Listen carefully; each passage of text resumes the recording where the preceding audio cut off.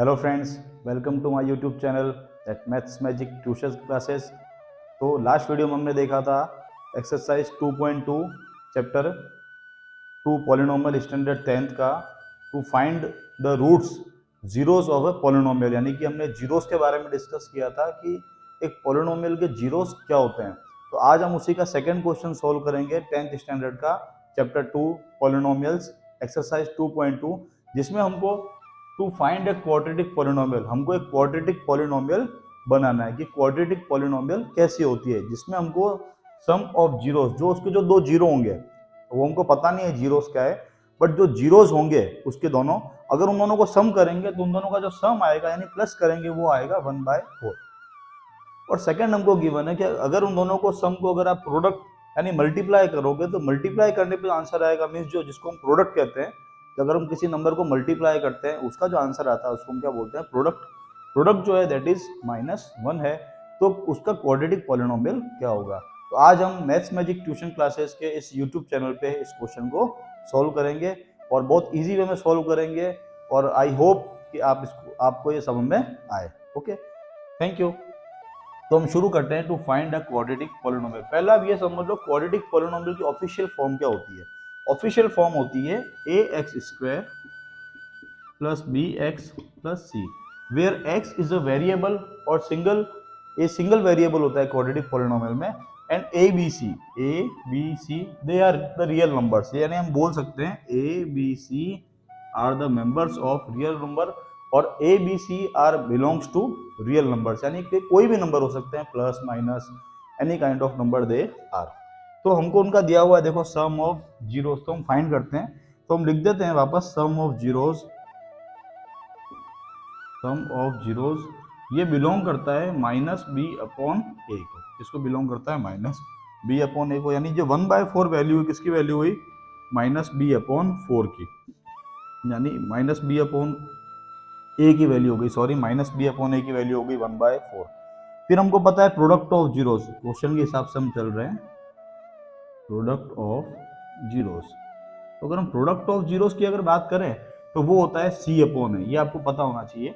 इन तीनों के अंदर रिलेशन होता है। अगर b/a की नेगेटिव वैल्यू को अगर हम रेशियो फाइंड करते हैं, दैट इज 1, आंसर होता है सम ऑफ जीरोस, यानी अल्फा प्लस बीटा। और अगर हम प्रोडक्ट ऑफ जीरोस की बात करें, यानी कि जो दोनों जीरोस है अल्फा डॉट बीटा, उन दोनों को मल्टीप्लाई कर उसकी वैल्यू होती है the ratio of the constant and the coefficient of x², यानी कि c/a। ये हो गया आपका -1/1।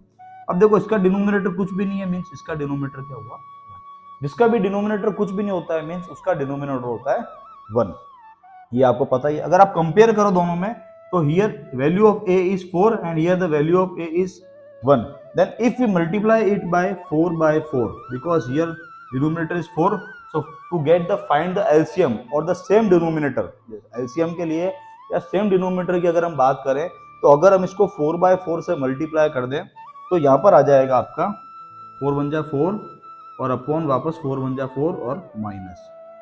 अब दोनों तरफ अगर आप देखोगे तो a की वैल्यू यहाँ नीचे 4 है, यहाँ पे भी a की वैल्यू 4 है। दोनों का जो LCM है, लिस्ट कॉमन मल्टीपल समझ लो, या दोनों का जो डिनोमिनेटर है वो आपने क्या बना दिया, सेम बना दिया। अगर हम कंपेयर करें तो a की वैल्यू हो गई आपकी यहाँ पर 4, कितनी वैल्यू हो गई 4। अगर आप b की वैल्यू बात करें, वैल्यू ऑफ b, तो देखो b की वैल्यू अगर आप देखोगे तो यहाँ b की वैल्यू यहाँ शो कर रहा है 1, लेकिन यहाँ पर किसकी वैल्यू है ये -b की, और b की वैल्यू यानी -b की वैल्यू 1 है, यानी अगर -b की वैल्यू 1 है इज इक्वल टू 1, तो b की वैल्यू हुई -1, यानी अपने नेगेटिव जो है ना उसको दे दिया। वैल्यू कभी माइनस में नहीं होती है, टर्म माइनस में हो सकता है, तो b की वैल्यू हो गई -1। अगर हम c की वैल्यू कंपेयर करें इसी के अंदर, तो c की वैल्यू हो जाएगी, अब 1 नहीं, आपने c को मल्टीप्लाई किया 4 से, तो c की वैल्यू हो गई -4, यानी c की वैल्यू कितनी है -4। अगर हम ऑफिशियल बात करें तो ऑफिशियल क्या बताया था मैंने, पॉलिनोमियल होता है ax² plus bx plus c, that is quadratic polynomial, इसको हम क्वाड्रेटिक पॉलिनोमियल बोल सकते हैं, ठीक है। ऑफिशियल क्वाड्रेटिक पॉलिनोमियल की फॉर्म होती है ax² plus bx plus c। Now we put the values of a b c in the quadratic polynomial, then the value of a is 4, then 4x² plus b, value of b is -1x और value of c is -4। इसमें is equal to 0 नहीं आता है, एक बात का ध्यान रखना, इसमें कभी भी इक्वल टू 0 आप नहीं लिखते हैं यहाँ पर, ये कभी भी नहीं आता। क्यों नहीं आता है? अगर हम ऐसा लिख देंगे तो एक क्वाड्रेटिक पॉलिनोमियल नहीं होगा, ये बन जाएगा क्वाड्रेटिक इक्वेशन। क्या बन जाएगा? Quadratic equation. That is, but it is quadratic polynomial, so we can't put here equal to 0 at the right hand side of the given polynomial. Now the answer is 4x square plus minus x, and here again plus minus 4, that is our answer. This is the required polynomial. We put it into a box, a rectangular box, so we denote it our answer. I hope आपको समझ में आया होगा। आपको इस video में, इस question में अगर कोई भी डाउट हुआ हो देन प्लीज़ कमेंट सेक्शन में ज़रूर बताइएगा। और अगर अब तक आपने चैनल सब्सक्राइब नहीं किया है तो प्लीज़ इस चैनल को सब्सक्राइब करें, लाइक करें, कमेंट करें।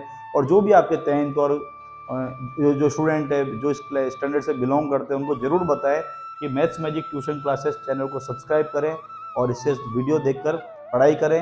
इसमें कल्पेश सर यानी कि मैं आपको ईजी और सिंपल वे मैथमेटिक्स करवाऊँगा। Thank you for watching.